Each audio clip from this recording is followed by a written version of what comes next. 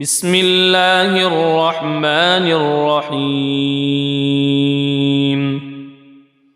ياسين والقرآن الحكيم إنك لمن المرسلين على صراط مستقيم تنزيل العزيز الرحيم لتنذر قوما ما أنذر آباؤهم فهم غافلون لقد حق القول على أكثرهم فهم لا يؤمنون إنا جعلنا في أعناقهم أغلالا فهي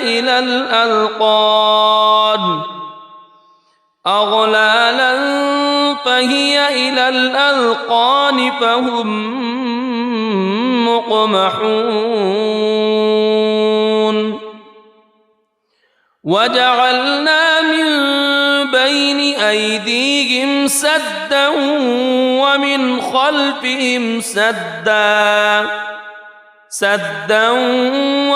خلفهم سدا فأغشيناهم فهم لا يبصرون وسواء عليهم أأنذرتهم أم لم تنذرهم لا يؤمنون إنما تنذر من اتبع الذكر وخشي الرحمن بالغيب فبشره بمغفرة وأجر كريم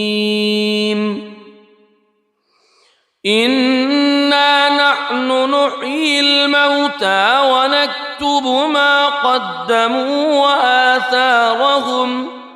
وكل شيء أحصيناه في إمام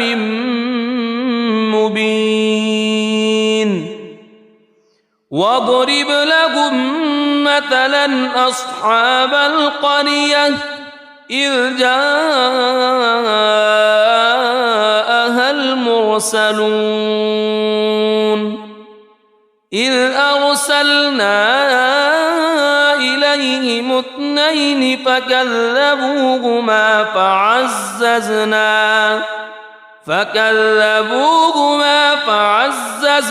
بثالث فقالوا إنا إليكم مرسلون قالوا ما أنتم إلا بشر مثلنا وما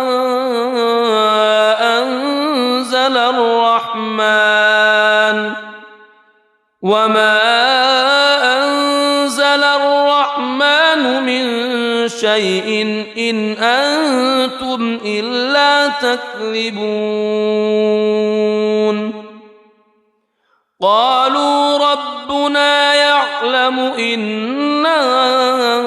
إليكم لمرسلون وما علينا إلا البلاغ المبين قالوا إنا تطيرنا بكم لئن لم تنتهوا لنرجمنكم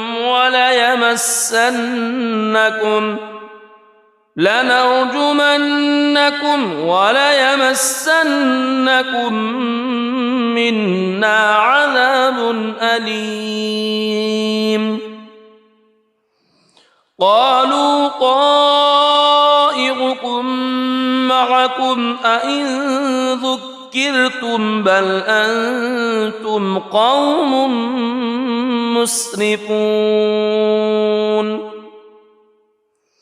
وجاء من أقصى المدينة رجل يسعى قال يا قوم اتبعوا المرسلين اتبعوا من لا يسألكم أجرا وهم مهتدون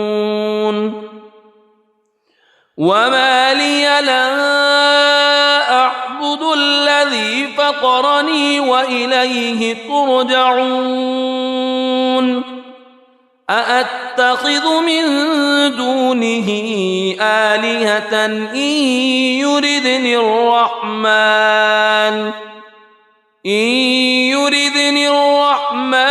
بضر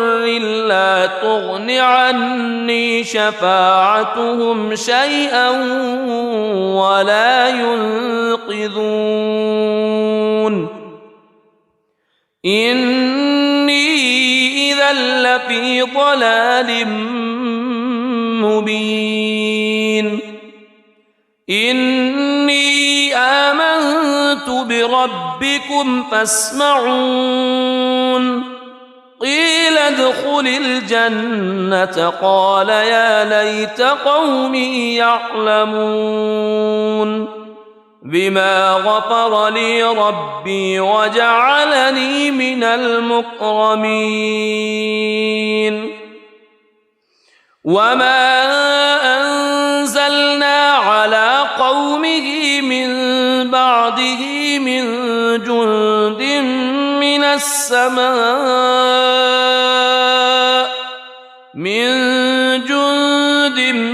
من السماء وما كنا منزلين إن كانت إلا صيحة واحدة فإذا هم خامدون يا حسرة على العباد ما يأتيهم من رسول إلا كانوا به يستهزئون ألم يروا كم أهلكنا قبلهم من القرون أنهم إليهم لا يرجعون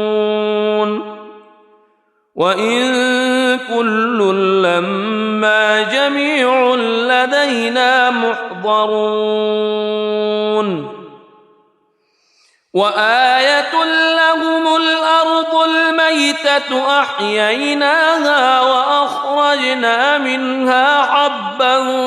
فمنه يأكلون وجعلنا فيها جنات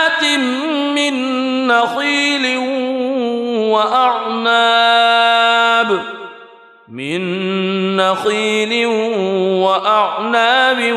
وفجرنا فيها من العيون ليأكلوا من ثمره وما عملته أيديهم أفلا يشكرون سبحان الذي خلق الأزواج كلها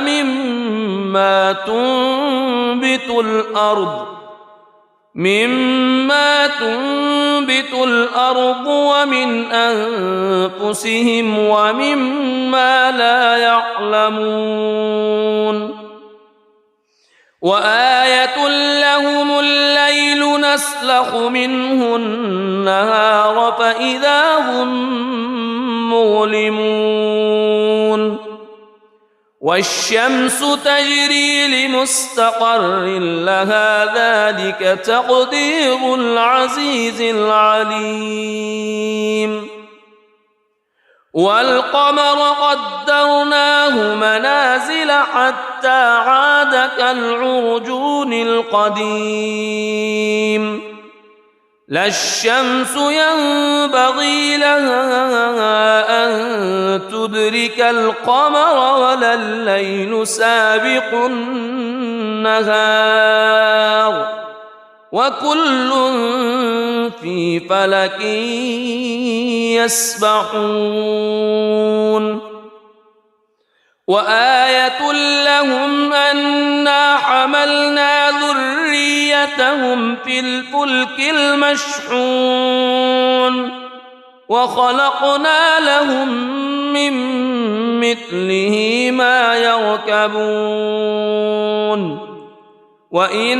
نشأ نغرقهم فلا صريخ لهم ولا هم ينقذون إلا رحمة منا ومتاعا إلى حين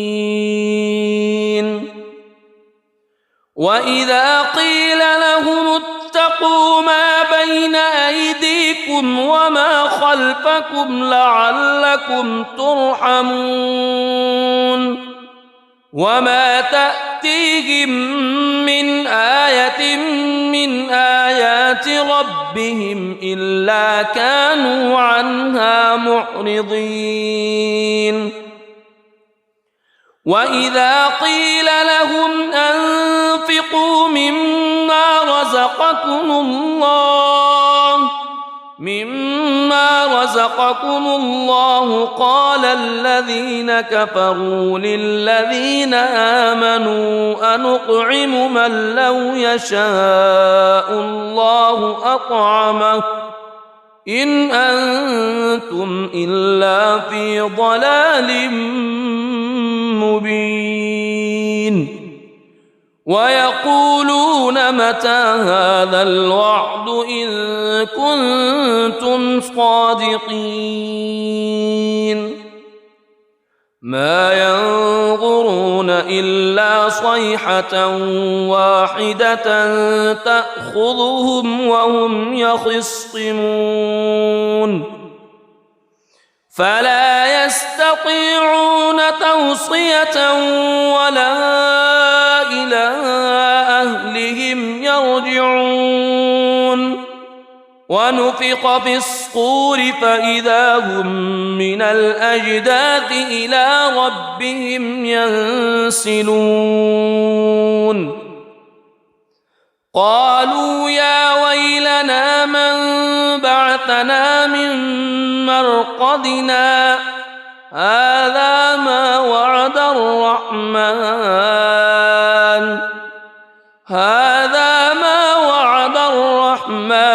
وصدق المرسلون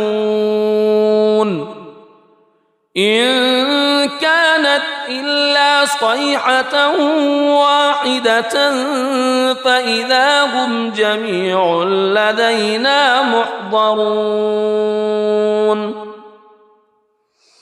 فاليوم لا تظلم نفس شيئا ولا تجزون إلا ما كنتم تعملون إن أصحاب الجنة اليوم في شغل فاكهون هم وأزواجهم في ظلال على الأرائك متكئون لهم فيها فاكهة ولهم ما يدعون سلام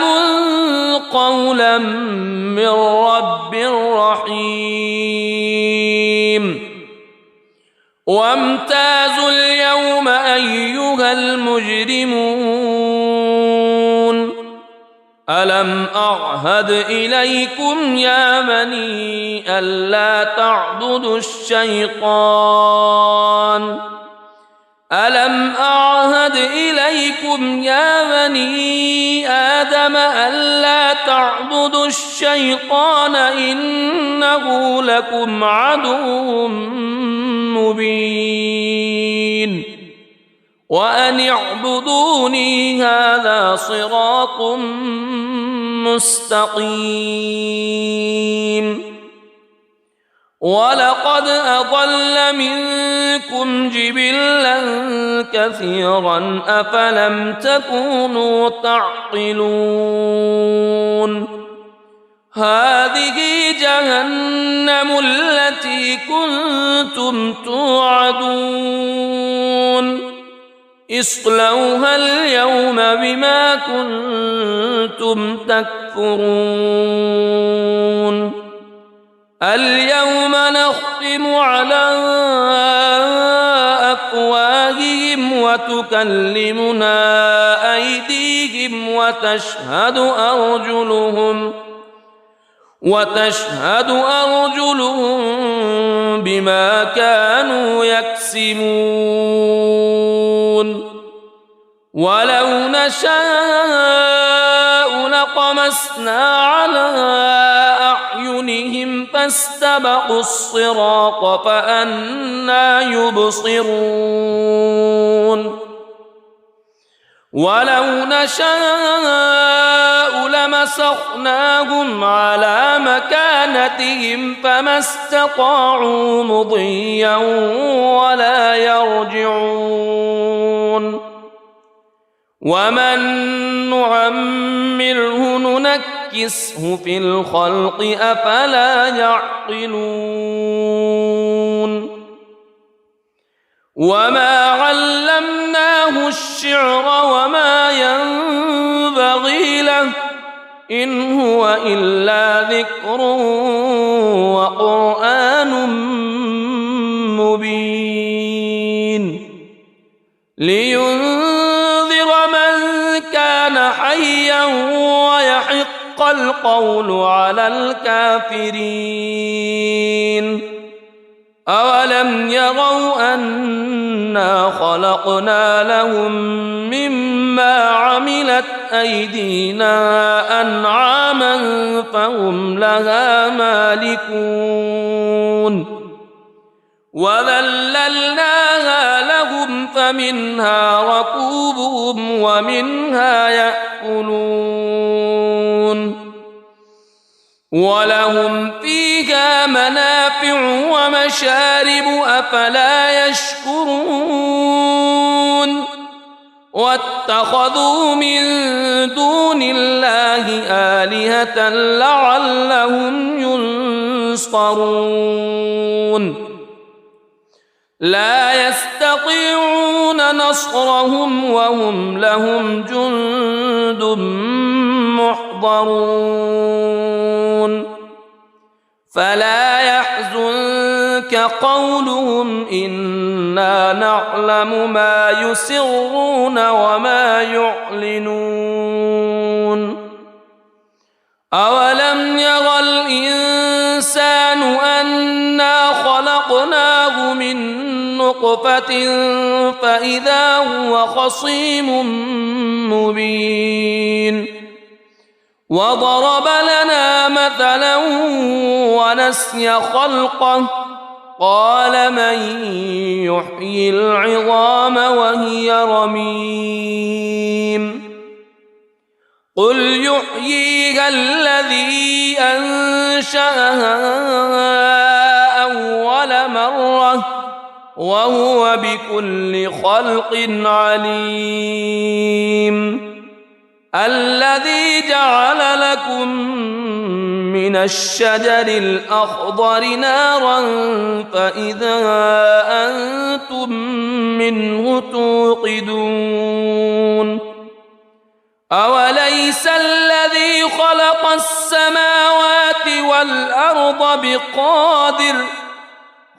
السماوات والأرض بقادر على أن يخلق مثلهم بلى وهو الخلاق العليم إنما أمره إذا أراد شيئا أن يقول له كن فيكون فسبحان الذي بيده ملكوت كل شيء وإليه ترجع. بسم الله الرحمن الرحيم. الرحمن علم القرآن خلق الإنسان علمه البيان الشمس والقمر بحسبان والنجم والشجر يسجدان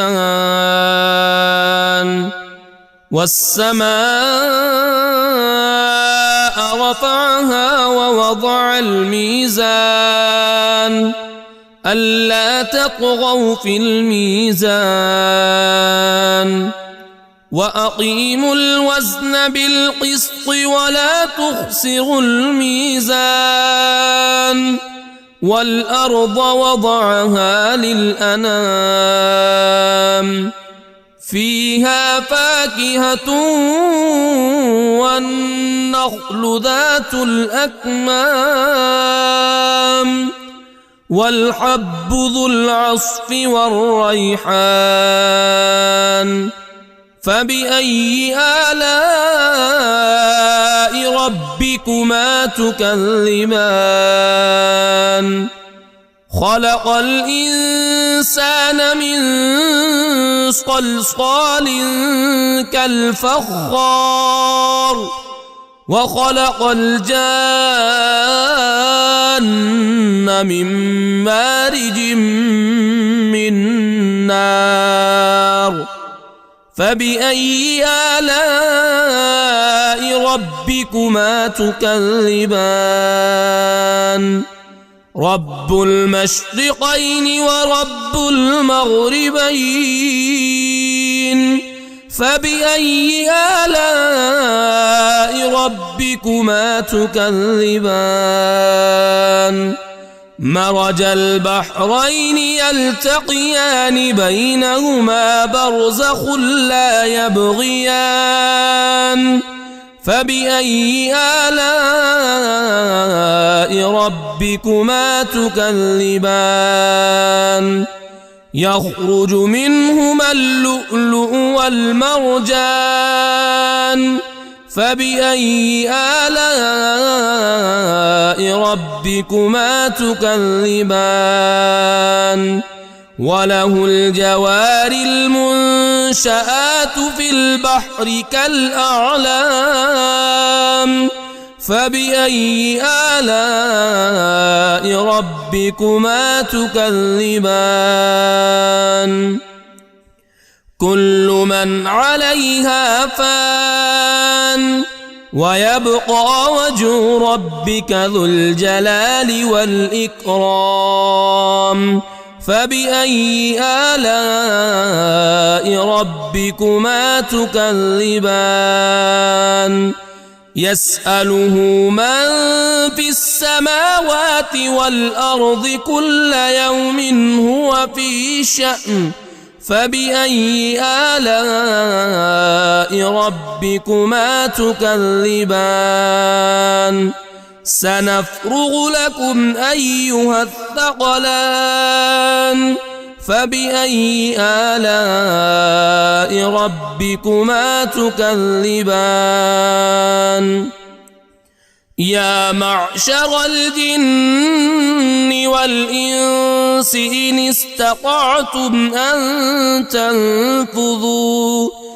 إن استطعتم أن تنفذوا من أقطار السماوات والأرض فانفذوا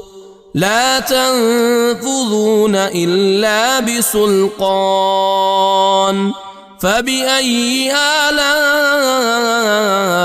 ربكما تكذبان يرسل عليكما شواظ من نار ونحاس فلا تنتصران فبأي آلاء ربكما تكذبان فإذا انشقت السماء فكانت وردة كالدهان فبأي آلاء ربكما تكذبان فيومئذ لا يسأل عن ذنبه إنس ولا جان فبأي آلاء ربكما تكذبان يعرف المجرمون بسيماهم فيؤخذ بالنواصي والأقدام فبأي آلاء ربكما تكذبان هذه جهنم التي يكذب بها المجرمون يطوفون بينها وبين حميم آن فبأي آلاء ربكما تكذبان ولمن خاف مقام ربه جنتان فبأي آلاء ربكما تكذبان ذواتا أفنان فبأي آلاء ربكما تكذبان فيهما عينان تجريان فبأي آلاء ربكما تكذبان فيهما من كل فاكهة زوجان فبأي آلاء ربكما تكذبان متكئين على فرش بطائنها من استبرق وجنى الجنتين دان فبأي آلاء ربكما تكذبان فيهن قاصرات الطرف لم يطمثهن إنس قبلهم ولا جان فبأي آلاء ربكما تكذبان كأنهن الياقوت والمرجان فبأي آلاء ربكما تكذبان هل جزاء الإحسان إلا الإحسان فبأي آلاء ربكما تكذبان ومن دونهما جنتان فبأي آلاء ربكما تكذبان مدهامتان فبأي آلاء ربكما تكذبان فيهما عينان نضاختان فبأي آلاء ربكما تكذبان فيهما فاكهة ونخل ورمان فبأي آلاء ربكما تكذبان فيهن خيرات حسان فبأي آلاء ربكما تكذبان حور مقصورات في الخيام فبأي آلاء ربكما تكذبان لم يطمثهن إنس قبلهم ولا جان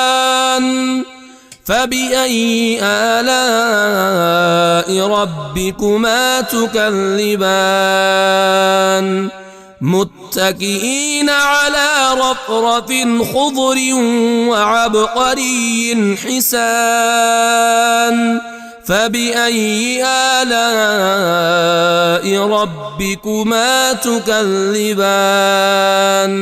تبارك اسم ربك ذي الجلال والإكرام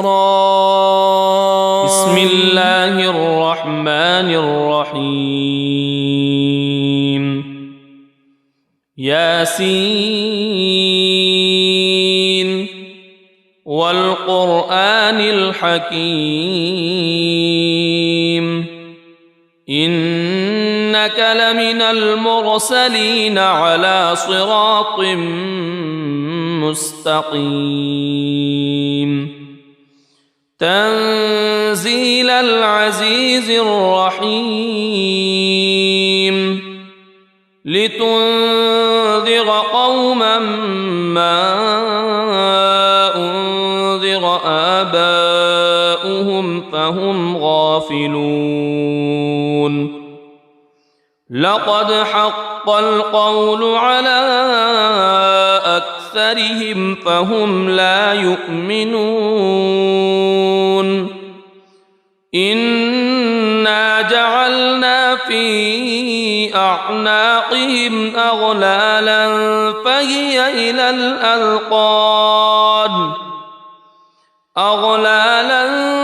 فهي إلى الأذقان فهم مقمحون وجعلنا من بين أيديهم سدا ومن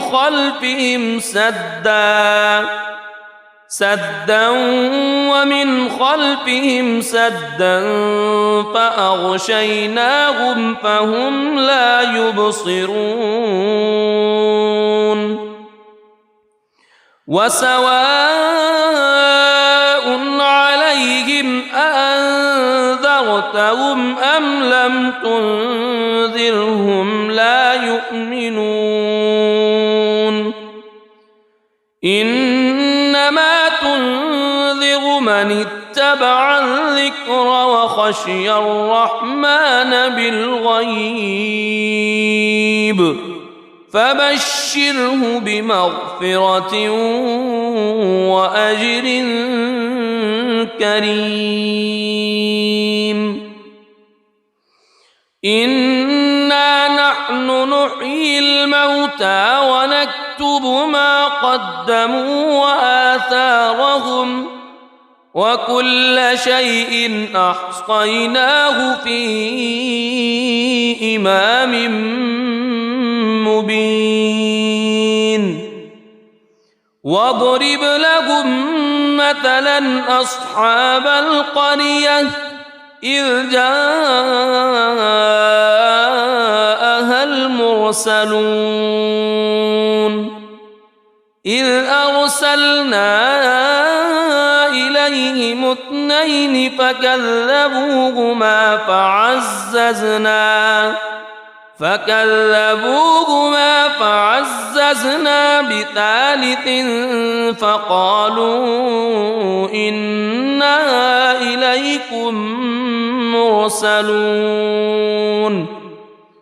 قالوا ما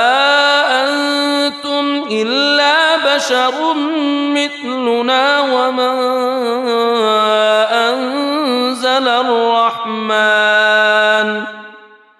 وما أنزل الرحمن من شيء إن أنتم إلا تكذبون قالوا ربنا يعلم إنا إليكم لمرسلون وما علينا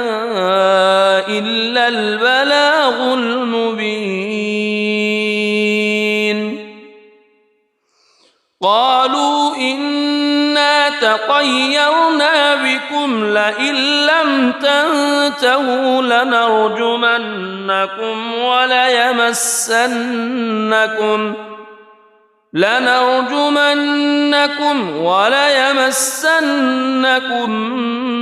منا عذاب أليم قالوا طائركم معكم أئن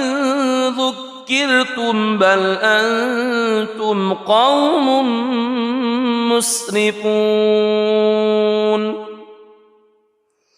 وجاء من أقصى المدينة رجل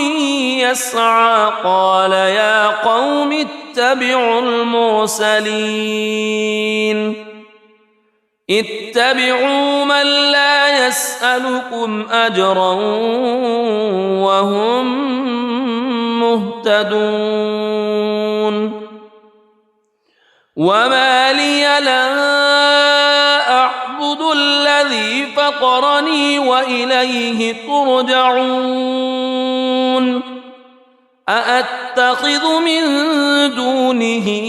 آلهة إن يردني الرحمن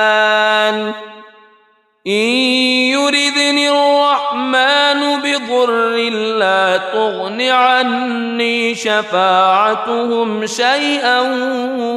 ولا ينقذون إني إذا لفي ضلال مبين إني آمنت بربكم فاسمعون قيل ادخل الجنة قال يا ليت قومي يعلمون بما غفر لي ربي وجعلني من المكرمين وما أنزلنا على قومه من بعده من جند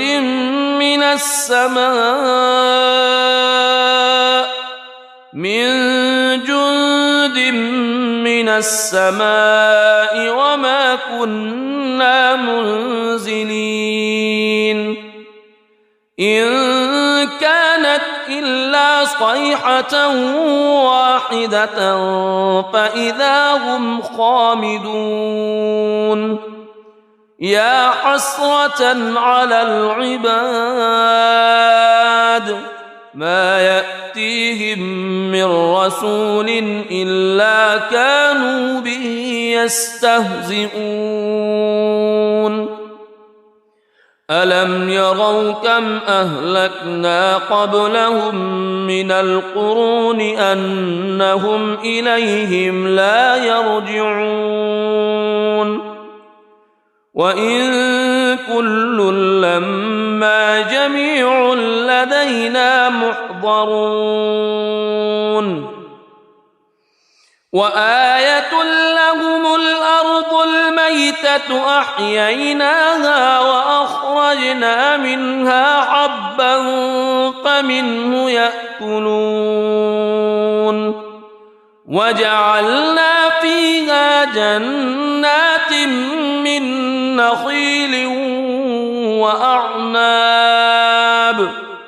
من نخيل وأعناب وفجرنا فيها من العيون ليأكلوا من ثمره وما عملته أيديهم أفلا يشكرون سبحان الذي خلق الأزواج كلها مما تنبت الأرض ومن أنفسهم ومما لا يعلمون وآية لهم الليل نسلخ منه النهار فإذا هم مظلمون والشمس تجري لمستقر لها ذلك تقدير العزيز العليم والقمر قدرناه منازل حتى عاد كالعرجون القديم لا الشمس ينبغي لها أن تدرك القمر ولا الليل سابق النهار وكل في فلك يسبحون وآية لهم أنا حملنا ذريتهم في الفلك المشحون وخلقنا لهم من مثله ما يركبون وإن نشأ نغرقهم فلا صريخ لهم ولا هم ينقذون إلا رحمة منا ومتاعا إلى حين وإذا قيل لهم اتقوا ما بين أيديكم وما خلفكم لعلكم ترحمون وما تأتيهم من آية من آيات ربهم إلا كانوا عنها معرضين وإذا قيل لهم أنفقوا مما رزقكم الله قال الذين كفروا للذين آمنوا أنطعم من لو يشاء الله أطعمه إن أنتم إلا في ضلال مبين ويقولون متى هذا الوعد إن كنتم صادقين ما ينظرون إلا صيحة واحدة تأخذهم وهم يخصمون فلا يستطيعون توصية ولا إلى أهلهم يرجعون ونفخ في الصور فإذا هم من الأجداث إلى ربهم ينسلون قالوا يا ويلنا من بعثنا من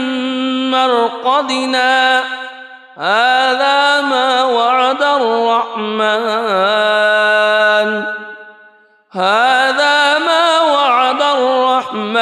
وصدق المرسلون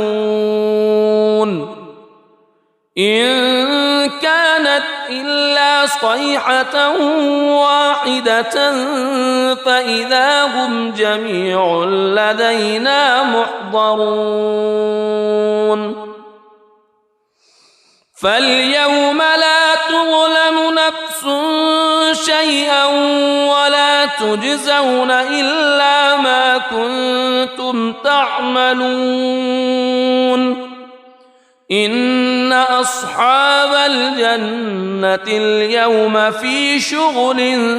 فاكهون هم وأزواجهم في ظلال على الأرائك متكئون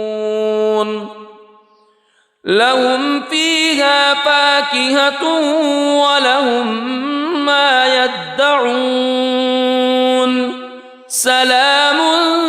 قولا من رب رحيم وامتازوا اليوم أيها المجرمون ألم أعهد إليكم يا بني ألا تعبدوا الشيطان ألم أعهد إليكم يا بني آدم ألا تعبدوا الشيطان إنه لكم عدو مبين وأن اعبدوني هذا صراط مستقيم ولقد أضل منكم جبلا كثيرا أفلم تكونوا تعقلون هذه جهنم التي كنتم توعدون اصلوها اليوم بما كنتم تكفرون اليوم نختم على أفواههم وتكلمنا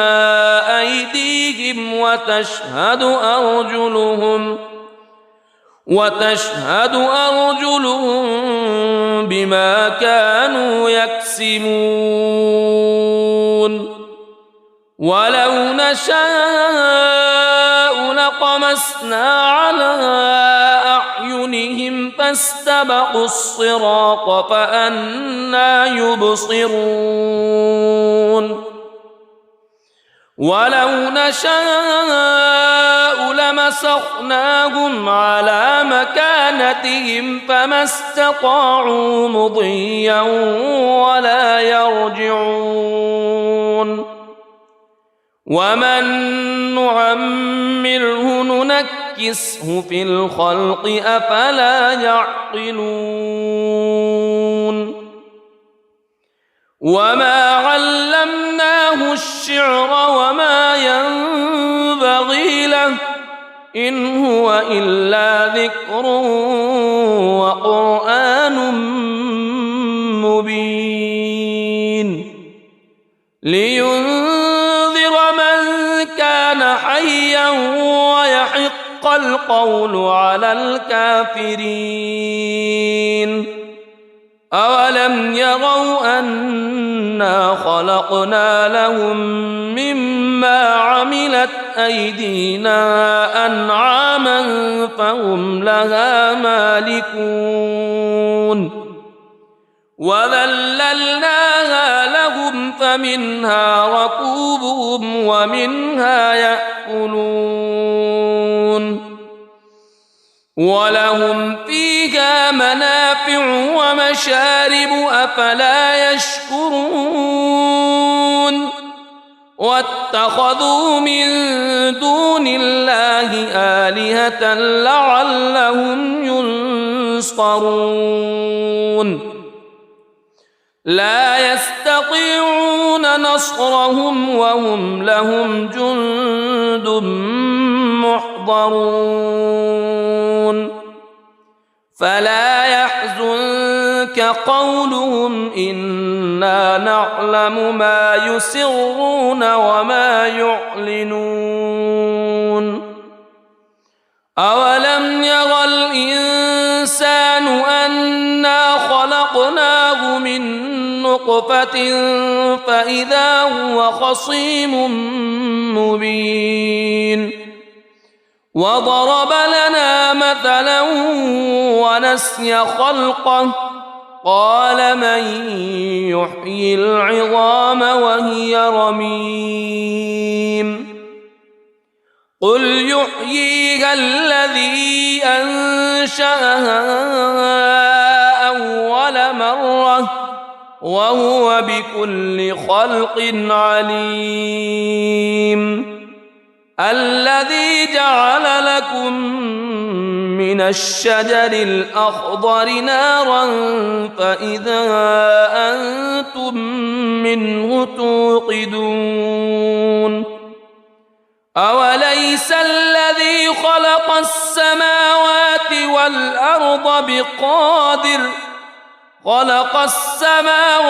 والأرض بقادر على أن يخلق مثلهم بلى وهو الخلاق العليم إنما أمره إذا أراد شيئا أن يقول له كن فيكون فسبحان الذي بيده ملكوت كل شيء وإليه ترجعون. بسم الله الرحمن الرحيم. الرحمن علم القرآن خلق الإنسان علمه البيان. الشمس والقمر بحسبان والنجم والشجر يسجدان. والسماء رفعها ووضع الميزان ألا تطغوا في الميزان وأقيموا الوزن بالقسط ولا تخسروا الميزان. والأرض وضعها للأنام فيها فاكهة والنخل ذات الأكمام والحب ذو العصف والريحان. فبأي آلاء ربكما تكذبان؟ خلق الإنسان من صلصال كالفخار وخلق الجان من مارج من نار. فبأي آلاء ربكما تكذبان؟ رب المشرقين ورب المغربين.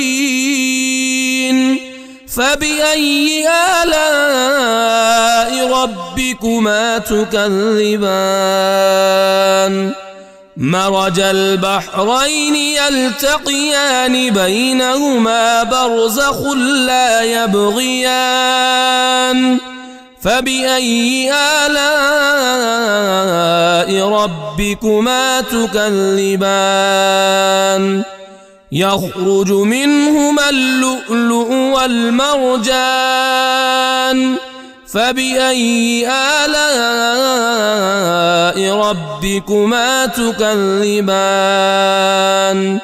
وله الجوار المنشآت في البحر كالأعلام. فبأي آلاء ربكما تكذبان؟ كل من عليها فان ويبقى وجه ربك ذو الجلال والإكرام. فبأي آلاء ربكما تكذبان؟ يسأله من في السماوات والأرض كل يوم هو في شأن. فبأي آلاء ربكما تكذبان؟ سنفرغ لكم أيها الثقلان. فبأي آلاء ربكما تكذبان؟ يا معشر الجن والإنس إن استطعتم أن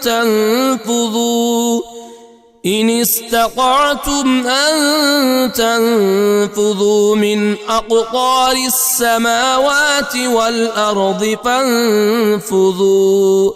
لا تنفذون إلا بسلطان. فبأي آلاء ربكما تكذبان؟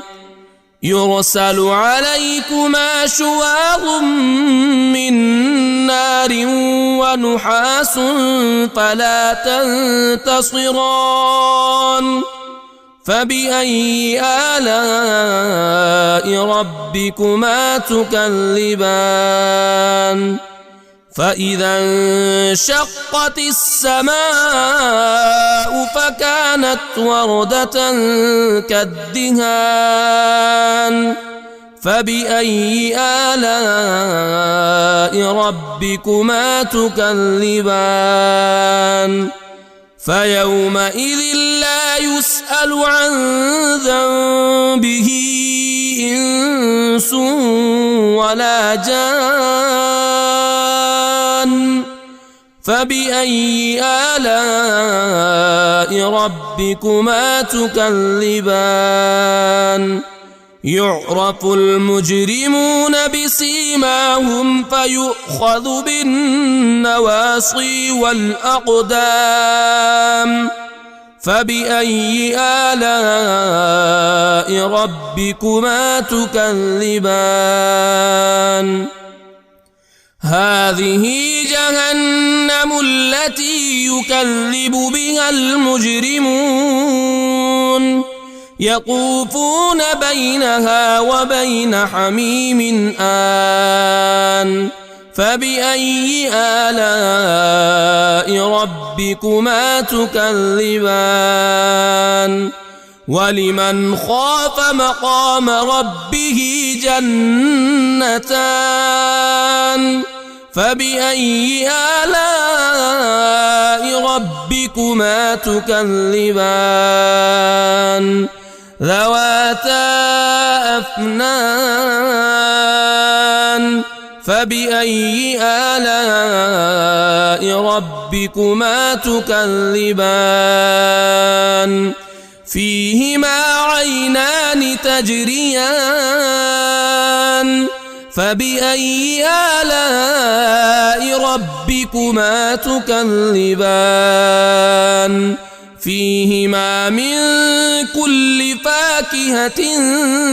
زوجان فبأي آلاء ربكما تكذبان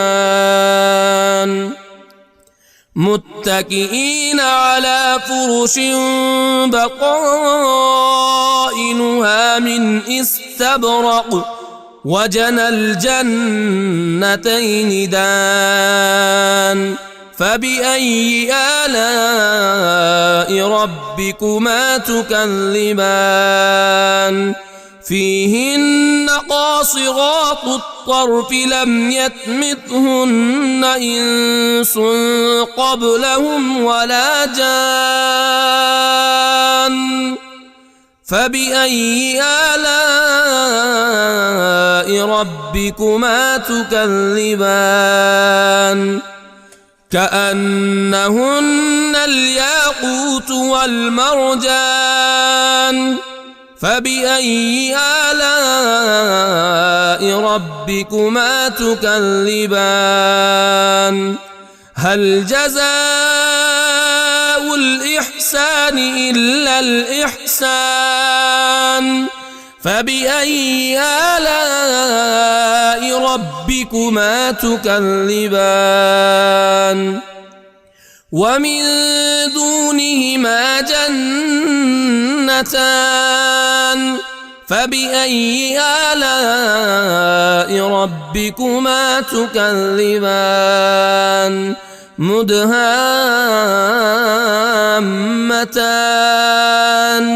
فبأي آلاء ربكما تكذبان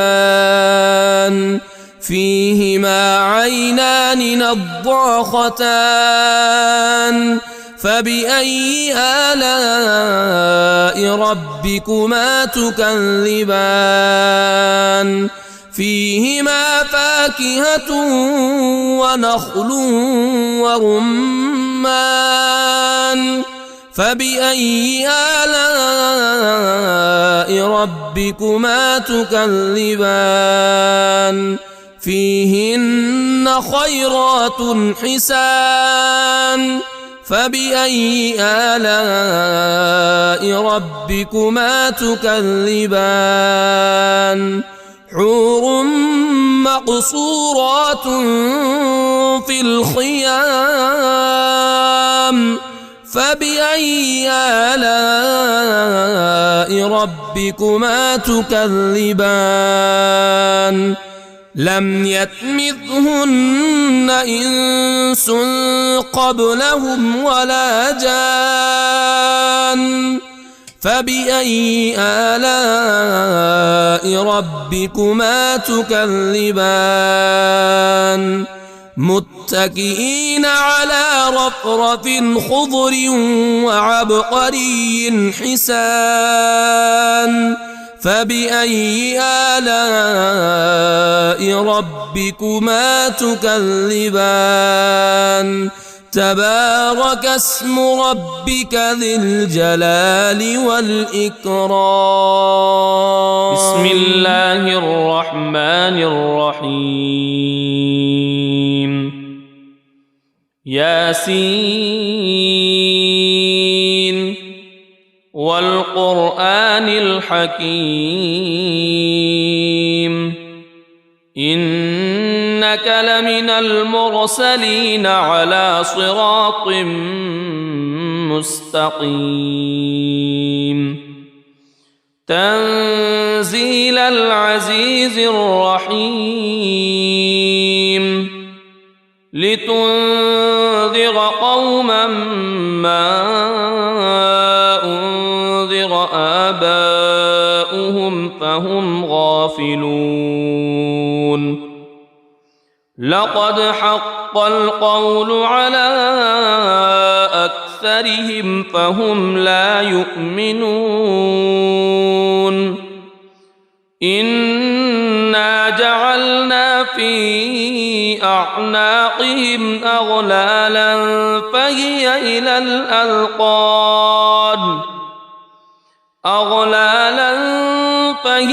إلى الأذقان فهم مقمحون وجعلنا من بين أيديهم سدا ومن خلفهم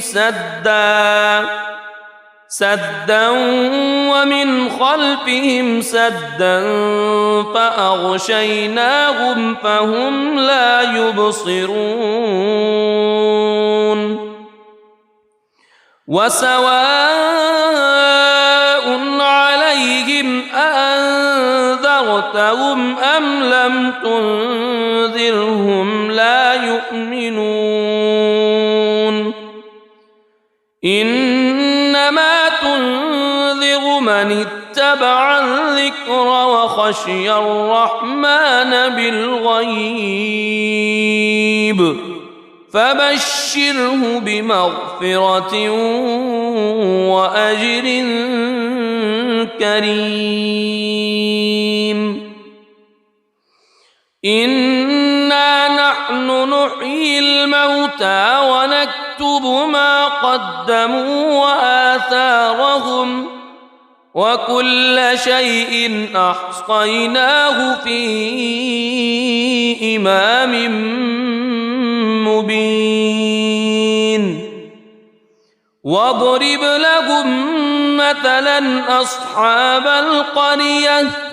إذ جاءها المرسلون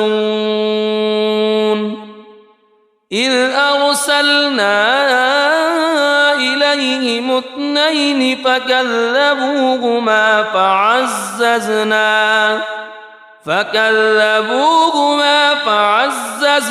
بثالث فقالوا إنا إليكم مرسلون قالوا ما أنتم إلا بشر مثلنا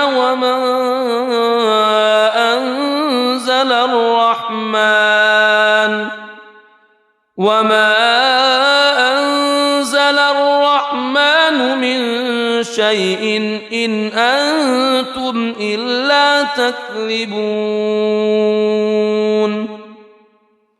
قالوا ربنا يعلم إنا إليكم إليكم لمرسلون وما علينا إلا البلاغ المبين قالوا إنا تطيرنا بكم لئن لم تنتهوا لنرجمنكم وليمسنكم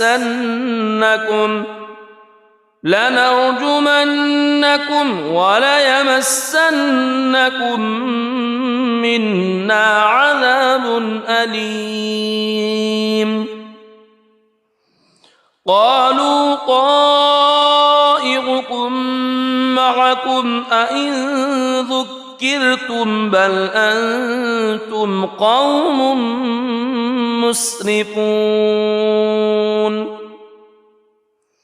وجاء من أقصى المدينة رجل يسعى قال يا قوم اتبعوا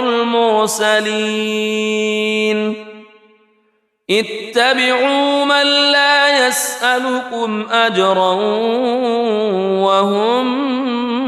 مهتدون وما لي لا أعبد الذي فطرني وإليه ترجعون أأتخذ من دونه آلهة إن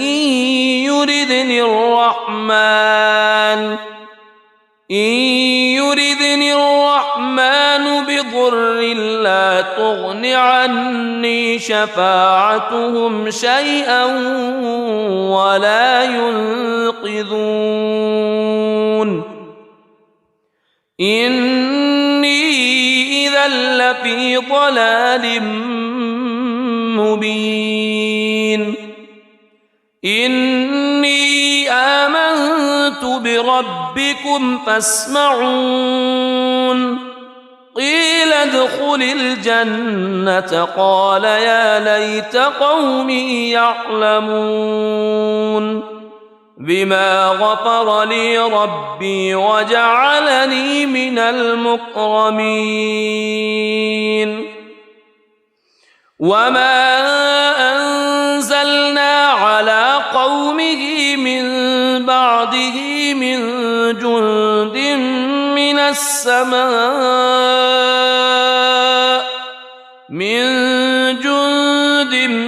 من السماء وما كنا منزلين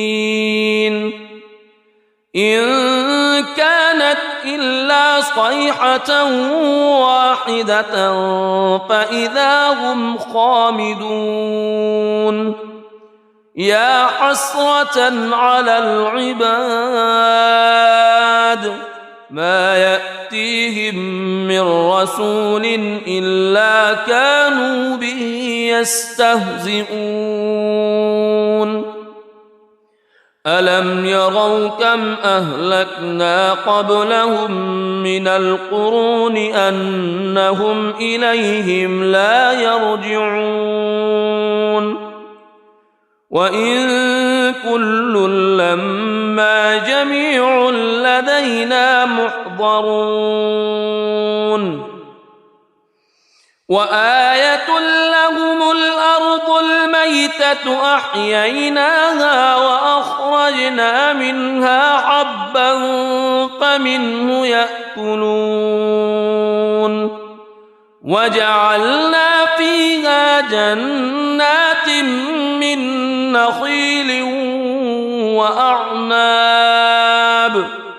من نخيل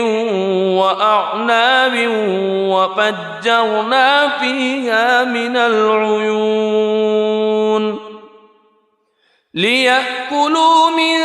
ثمره وما عملته أيديهم أفلا يشكرون سبحان الذي خلق الأزواج كلها مما تنبت الأرض ومن أنفسهم ومما لا يعلمون وآية لهم الليل نسلخ منه النهار فإذا هم مظلمون والشمس تجري لمستقر لها ذلك تقدير العزيز العليم والقمر قدرناه منازل حتى عاد كالعرجون القديم لا الشمس ينبغي لها أن تدرك القمر ولا الليل سابق النهار وكل في فلك يسبحون وآية لهم أنا حملنا ذريتهم في الفلك المشحون وخلقنا لهم من مثله ما يركبون وإن نشأ نغرقهم فلا صريخ لهم ولا هم ينقذون إلا رحمة منا ومتاعا إلى حين وإذا قيل لهم اتقوا ما بين أيديكم وما خلفكم لعلكم ترحمون وما تأتيهم من آية من آيات ربهم إلا كانوا عنها معرضين وإذا قيل لهم أنفقوا مما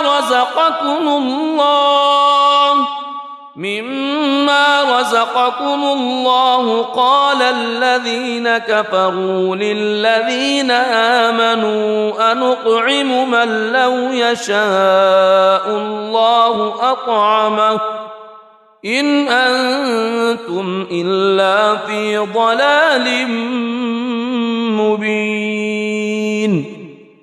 ويقولون متى هذا الوعد إن كنتم صادقين ما ينظرون إلا صيحة واحدة تأخذهم وهم يخصمون فلا يستطيعون توصية ولا إلى أهلهم يرجعون ونفخ في الصور فإذا هم من الأجداث إلى ربهم ينسلون قالوا يا ويلنا من بعثنا من مرقدنا هذا ما وعد الرحمن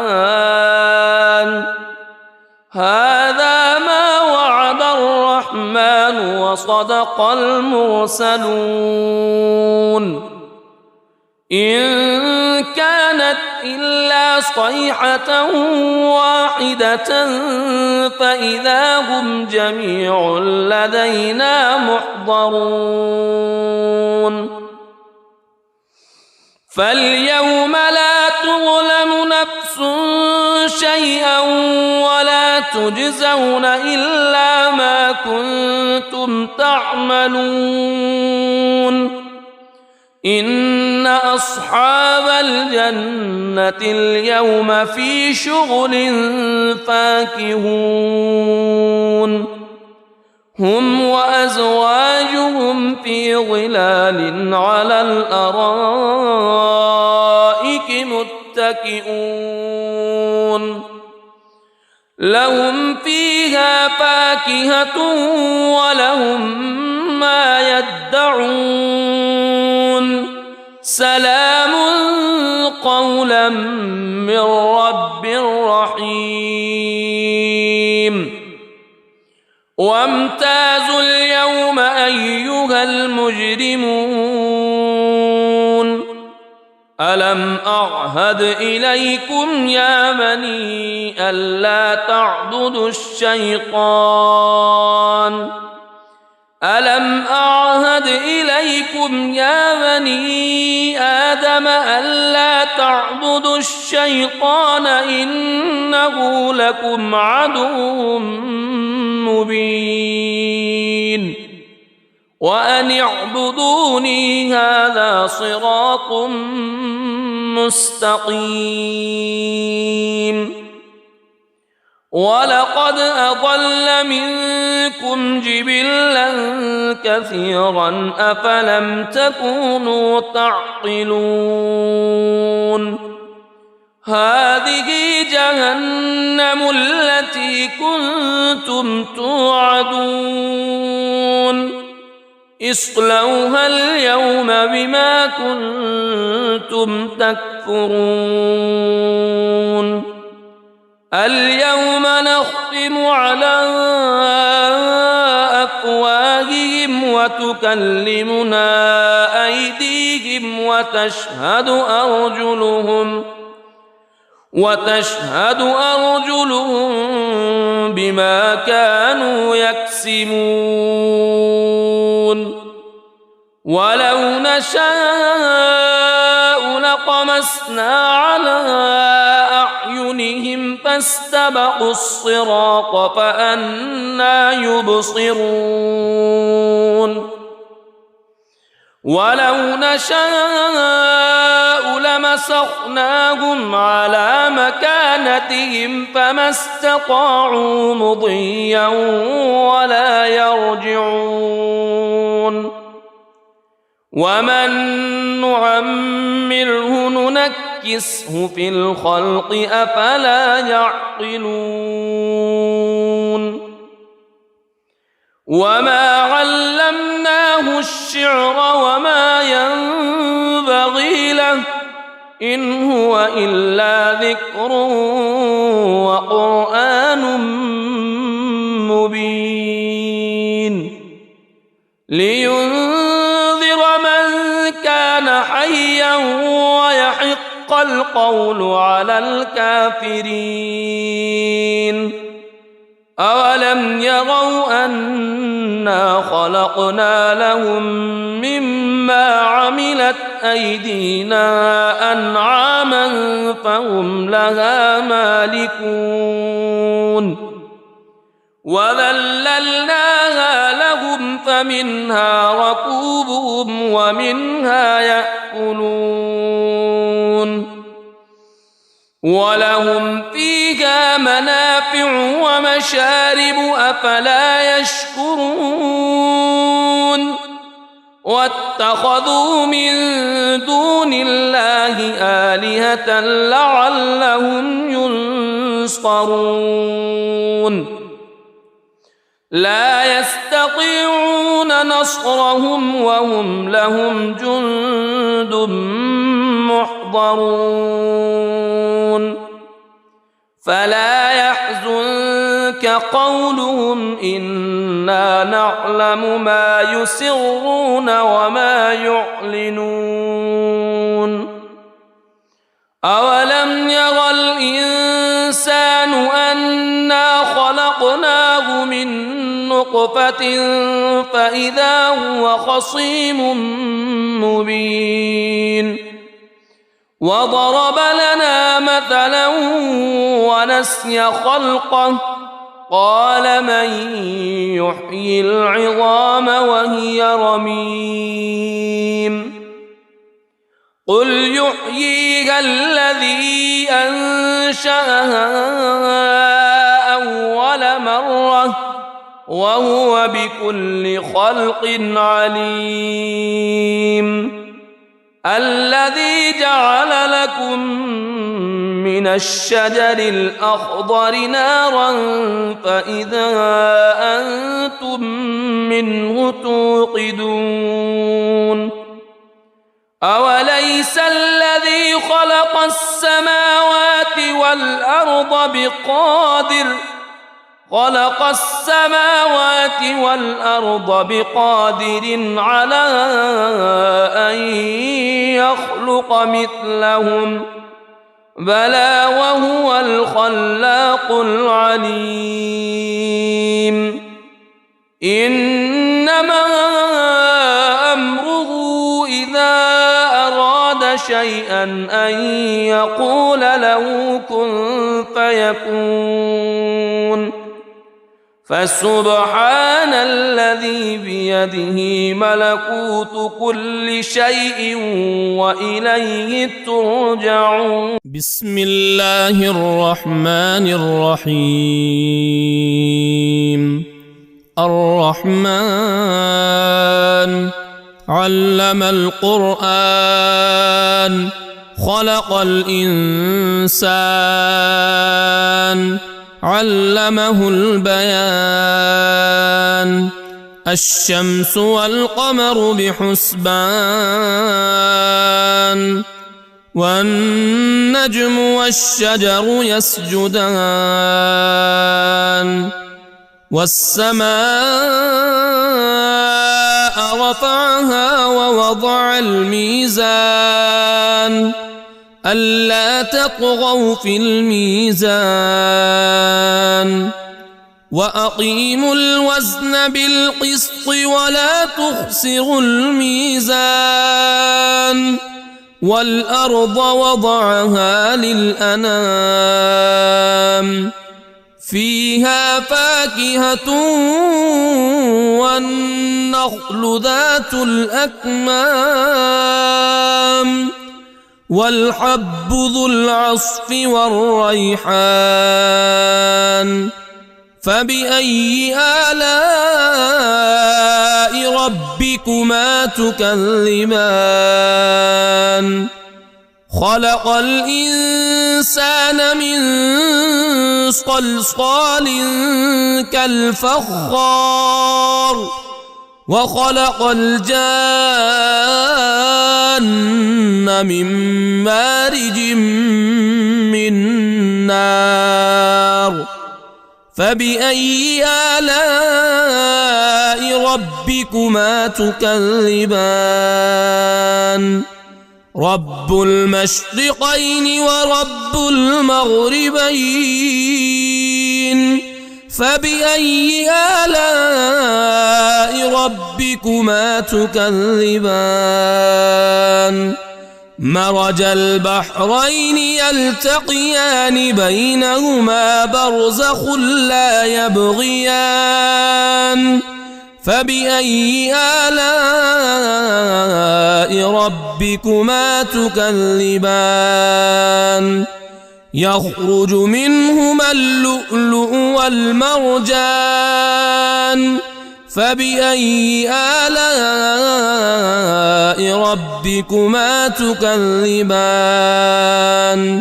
وله الجوار المنشآت في البحر كالأعلام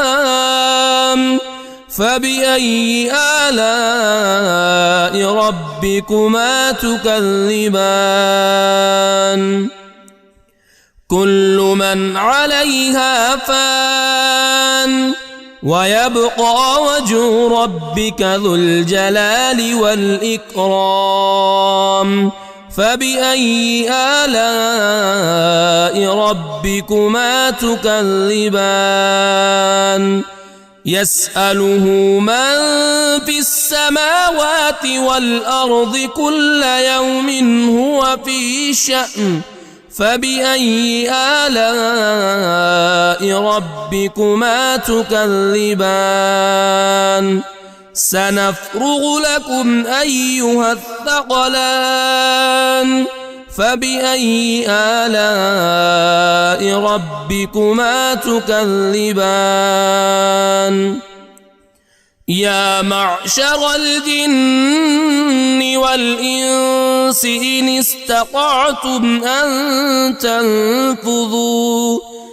إن استطعتم أن تنفذوا من أقطار السماوات والأرض فانفذوا لا تنفذون إلا بسلطان فبأي آلاء ربكما تكذبان يرسل عليكما شواظ من نار ونحاس فلا تنتصران فبأي آلاء ربكما تكذبان فإذا انشقت السماء فكانت وردة كالدهان فبأي آلاء ربكما تكذبان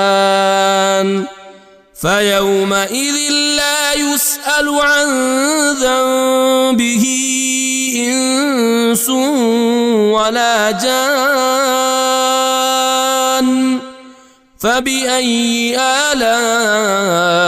ربكما تكذبان يعرف المجرمون بسيماهم فيؤخذ بالنواصي والأقدام فبأي آلاء ربكما تكذبان